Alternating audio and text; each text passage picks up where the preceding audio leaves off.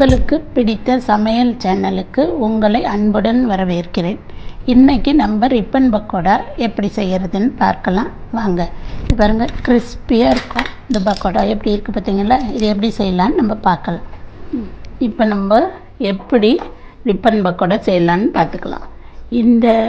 இதில் 2 கப்பு எவ்வளோ மாவு பொட்டுக்கடல மாவு எடுக்கிறோமோ அதே அளவுக்கு அரிசி மாவு எடுத்துக்கணும். இதில் இப்போ நான் 2 கப்பு பொட்டுக்கடலை மாவு எடுத்திருக்கேன். அதே அளவுக்கு அரிசி மாவு எடுத்துக்கலாம்.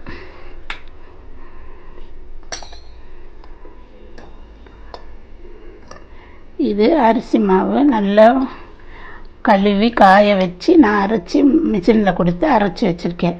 நல்லா ஜலிச்சுக்கணும். அப்போ தான் அந்த இதில் மாட்டாமல் இருக்கும், அந்த ஓட்டையில் மாட்டாமல் இருக்கும்.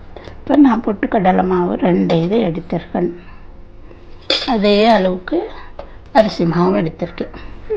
உப்பு சேர்த்துக்கலாம். ஃபஸ்ட்டு தேவையான உப்பு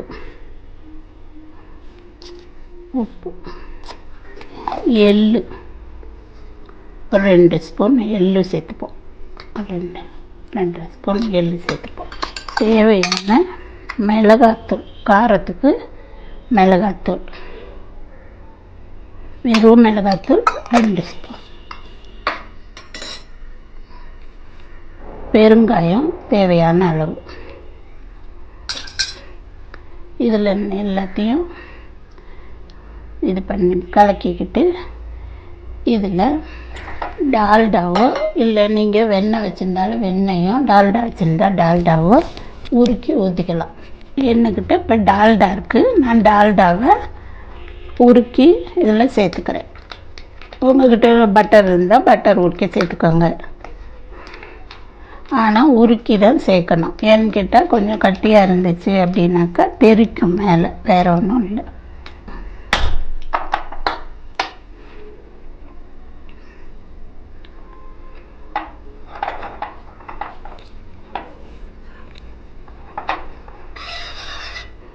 இப்போ நான் இதில் ஊற்றிருக்கேன் 2 ஸ்பூனுக்கு. இதுக்கப்புறம் இதில் சேர்க்கறதுக்கு இஞ்சி, பூண்டு, சோம்பு இது 3ஐயும் மிக்சியில் அடைச்சி வடிகட்டி சேர்த்துக்கணும்.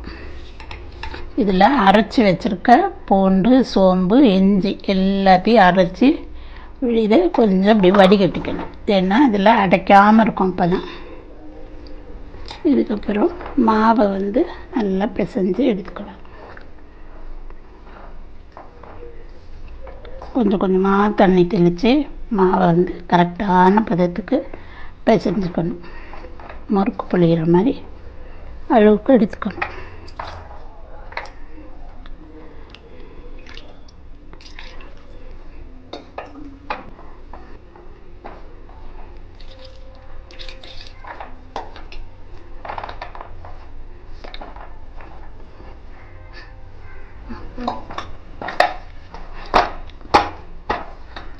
நான் எங்களுக்கு தேவையான அளவு உப்பு காரம் எல்லாம் போட்டிருக்கேன். உங்களுக்கு கொஞ்சம் கூட குறைச்ச உப்பு காரம் வேணும் அப்படின்னா நீங்கள் ஆட் பண்ணிக்கோங்க.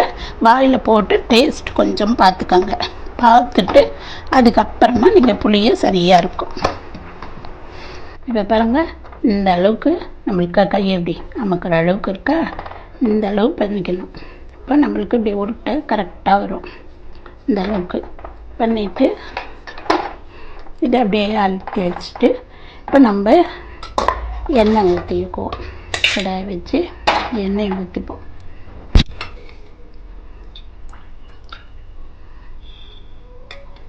முறுக்கு செய்யறதுக்கு தேவையான அளவு எண்ணெய் ஊற்றிப்போம். இப்போ நம்ம இந்த ரிப்பன் பக்கோடா போடுறதுக்கான இது போட்டு வச்சுக்கலாம். இந்த மாதிரி உருட்டி இப்படி நம்ம குழாயில் போட்டுக்கணும். இப்போ இந்த இதில் நான் போட்டு வச்சுருக்கேன். இதுதான் என்கிட்ட இருக்குது. அதில் நான் எப்படி புளிகிறேன்னு பாருங்கள்.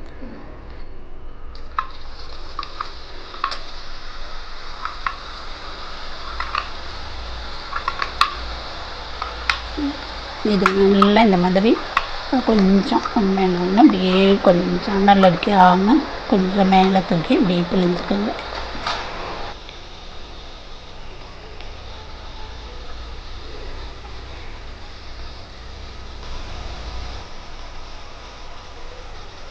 இது அப்படியே மெல்லமாக கொஞ்சம் வெந்த பிறகு லேசாக அப்படியே திருப்பி விடுங்க.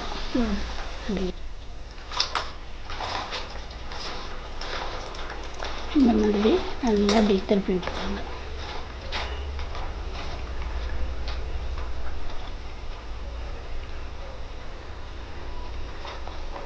இது கொஞ்சம் சீக்கிரமாக வெந்துடும்.